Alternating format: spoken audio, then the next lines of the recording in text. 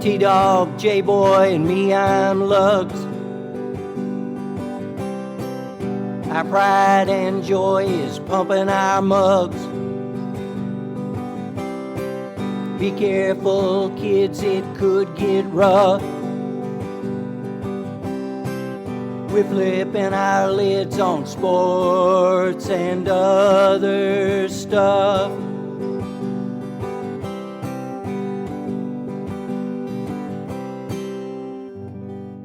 Welcome to Sport Weasel Central. I'm Lugs. I'm J-Boy. And I'm T-Dog. Yes, this is Sports and Other Stuff. Here's what we have on this episode of this podcast. NFC East Preview. Bear down, Arlington Heights Bears. I tried. And baseball no-hitters on a record pace, a little NBA talk, and some sports of yesteryear. But first...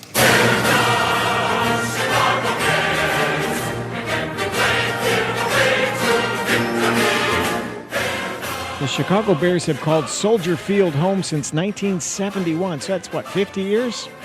Renovated and rebuilt in 2003 for $600 million. Their lease runs through 2033 with the Chicago Park District. They're now salivating for their own football palace on the site of the soon-to-be no more Arlington Park racetrack. So, gentlemen, what about this plan of the Bears, maybe?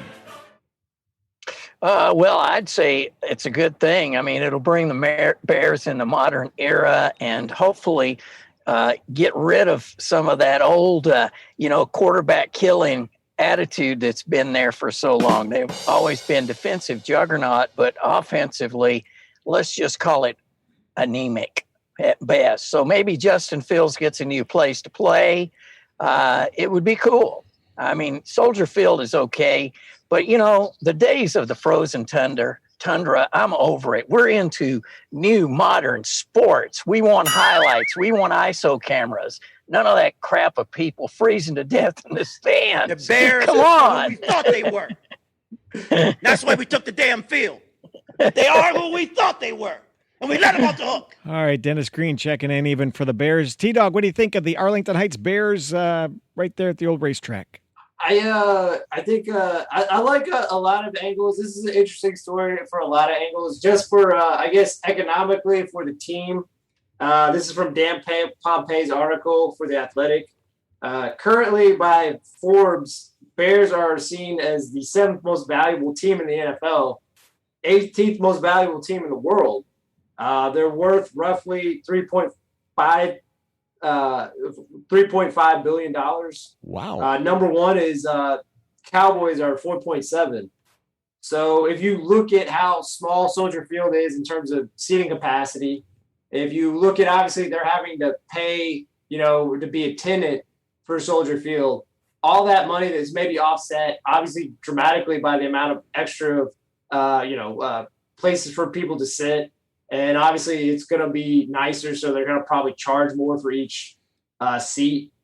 There is a chance they could become the most profitable team in all of sports, period. I mean, I don't know if that'll happen, but it's a real possibility. Well, and, when you think of a new stadium, they're going to make those deluxe boxes and everything. I mean, they're going to be able to just charge a crazy amount for all of it, all the attendance stuff. And yes, you're right. Soldier Field only holds 63,000. It is the smallest in the NFL. If they get a dome stadium, and if they miss it this time, they are total fools on that. They'll get the Final Four. They'll get a Super Bowl because, Roger always gives the Super Bowl to the new stadium. And they'd be set for life. And I'm going to throw this out there. NFL expansion. 2 teams in Chicago. Think about it. I mean, it happened before. The Arizona Cardinals were the Chicago Cardinals. That's right. But and also kind of tying off of, actually, J-Boy made some great points. I didn't even think of, if it's a dome, you definitely get a Super Bowl. Obviously, then you're in contention for the Final Four. Obviously, you could have concerts during, right after the season. Truck and tractor pulls, man. Give me a tractor pull. Give me a tractor pull. July, and also the size of the thing, it's 326 acres. So kind of like, I think how Gillette Stadium is, for you could have like strip malls kind of around it, or restaurants. that obviously are owned by Chicago or by the Bears. So then that's another income where even if the stadium's not active, they own the businesses on the site. So yeah, I mean, it's just so many more revenue streams. The funniest thing is too, is you hear a lot of reporters that are beat reporters in the area. Most of them are completely adamant that they want this to happen because it's easier for them to get to. It's close to where they live. You know, it's just hilarious to hear like everyone's completely just bagging on it, except for city officials with Chicago. They're like, no. But and those guys with the crooked noses who work for the park district. And let me say one more thing, T-Dog. Don't ever say the word stripper, Gillette Stadium, and the Patriots in the same sense. You know what I'm saying, Mr. Kraft? Strip mall? Stripper? He was proven innocent of all charges. Oh, okay. Well, okay. All right. Is that enough about the Bears tonight? Go ahead. I was just gonna say. I guess the last thing is the only kind of major hurdle is, unlike a lot of these major stadiums that have come through, where the owners like Arthur Blank or Kroenke or Jerry Jones, where they're financially wealthy outside of sports. The McCaskies, all their money is in football, and obviously it already seems like the state is going to be against them, and so it's going to be hard to get money from the state. Obviously, they don't have as large a capital to come from all these rich owners, and they can get a loan from the NFL. But I think in the article it talks about the Rams had the largest loan from the NFL, $500 million. It's probably going to have to be a lot bigger than that, or they're going to have to get someone else involved possibly to really build this stadium, or they're just going to have to go in the red for a few years and just build out of it. Excellent point. Oh, they can have DraftKings. I mean, there will be financing available. Trust me. Yeah. So When I think that was the only last thing I wanted to bring up is like that is I think the biggest hurdle is it definitely seems like the city and obviously the state feels like they're not going to be behind it. It's going to be hard to get. I think the John Doe taxpayer or Jane Doe taxpayer to get behind paying. I completely understand. I'm not disagreeing with that. So, like, they do have some hurdles, but I do find it fascinating if they were able to move to Arlington. But they'll still get tax money from everything. I mean, they'll get all kinds of different revenue streams in Chicago. Let's be honest. What is it now? 10% tax rate up there? I mean, it's a pretty good lick. Yeah. Well, you're right about a couple of things. When they renovated Soldier Field in 2003, $600 million, the Bears were only on the hook for $200 million. Everybody else paid for the rest. So you nailed that one. You were absolutely right about that. Yeah, it's a hard sell. It's a hard sell. I mean, still in the middle of a pandemic, a lot of people without jobs. Like this billionaire like conglomeration is like, hey, we'd like some money from you. It's like, what? And thank goodness Papa Bear, put that team in his will to his kids, huh? I mean, that's really how they did it. Yeah. Okay, let's talk about the NFC East for 2020. It went like this. The Washington Football Club was 7-9. The New York Football Giants were 6-10. The Cowboys, darn it, were 6-10. And the Eagles brought up the rear at 4-11. What do you think about 2021? What I look at in this division is the quarterback situation. I think if Dak Prescott's healthy, he is the top quarterback. But then I got to go with my man, Ryan Fitzpatrick, as being number 2, and maybe Jalen Hurts 3. And I'm not really impressed with Jones at the Giants. So that's my, just initial take with the guys. I think you nailed it. I'll go with what you teed off on it first. We'll start off, and also why not start off with the team that everyone cares about, or at least that's what ESPN tells us, which they're probably right. I'm not saying they're wrong. The Dallas Cowboys, their strength, like Lug said, is Dak Prescott. One, just in the team, he is the best overall. If you look at positions, he's the strongest asset or a person to have, but also in the division, he's easily the best quarterback, and it's not even close. Ryan Fitzpatrick is good. He's in a solid hand, but like Dak Prescott has the potential to be like a top 5 quarterback. Not saying he has been. He's definitely been a top 10 quarterback, I think, at points. Not to say, and obviously it felt like last year he was playing at a top 5 level before he dislocated his ankle horrendously.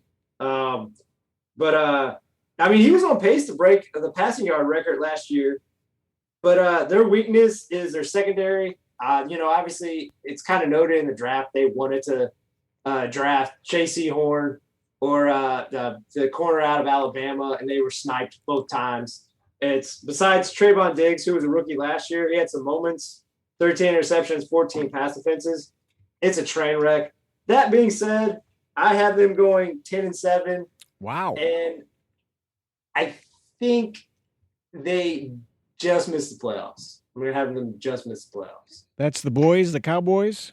Yeah. All Now, right. see, I have them 11-6. I think their schedule, I believe their schedule is going to allow them to get to the playoffs. But it will be interesting. I got to say, though, they have got some returning talent. Amari Cooper, Ezekiel Elliott, Tony Pollard. I mean, they've got some offensive firepower. They better do it this time around.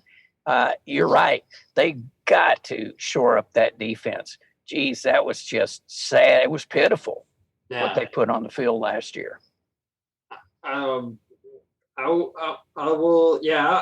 I think they'll be in contention, like you said, Lugs. I mean, I wouldn't be surprised if they make the playoffs. I kind of like what you said. I look at their defense, and that's me holding them back because they're so talented on offense, just across the board for the most part. Their offensive line's okay, but skill position, the quarterback, particularly when you look at the division, like they should be in the hunt, if not to win the division, to at least make one of the wild card spots.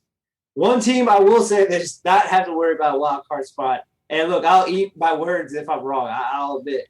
I look at the Eagles. I think their strength, and this is weird to say if you go by what happened last year, the strength of this team after like looking at their depth chart is their O-line, which is hard to say because they gave up 65 sacks last year. But that's mainly because of injury. But Dillard, Kelsey, Brooks, and Johnson are all good. The only problem is, besides Dillard, a lot of those guys are on the wrong side of 30. But if they're healthy, it could be just a completely different Jalen Hurts, who I think is the weakness of the team. But be fair to him, that line was so bad last year because of injury. I don't know if he was actually as mediocre a passer as he looked last year, or if it's just because of the line. Because obviously Carson Wentz didn't look great either, passing the ball for the most part either. So I'm not going to kill Jalen Hurts. But he only completed 50% of his passes in those 4 kind of starts. I mean, he averaged 68 yards per game rushing, but I don't feel like it's sustainable for him to do that long term. And also the Sirianni coaching hire, I think, was the worst coaching hire of all the coaches last year. So let's just put it this way. He was offensive coordinator Frank Wright, who didn't call plays and now has to call plays instead of handing it off to like another person that has maybe and he's also the head coach. It just feels like there's too much on his plate for a guy who's inexperienced. It feels like it's going to be a mess. So you're saying he can't walk and chew gum at the same time? Kind of thing? Yes. And that's why I have them pegged to be 3-14. And there's a good chance, besides the Texans, they're in the hunt for the number 1 overall pick next year. I would agree that they're not going to win very many this time around. I do think they've gotten some decent talent in Devontae Smith from Alabama, so that's the Alabama connection. They've also got another Alabama alum, offensive lineman Landon Dickerson. So they're slowly but surely piecing together something. But yeah, it's going to be tough.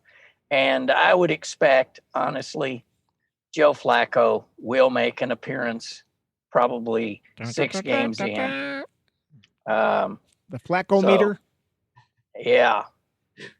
Well, I really wanted the Cowboys to go 500, but you can't anymore. Do you guys know that? You can't go 9-9 or 8-8 anymore. You can't. No.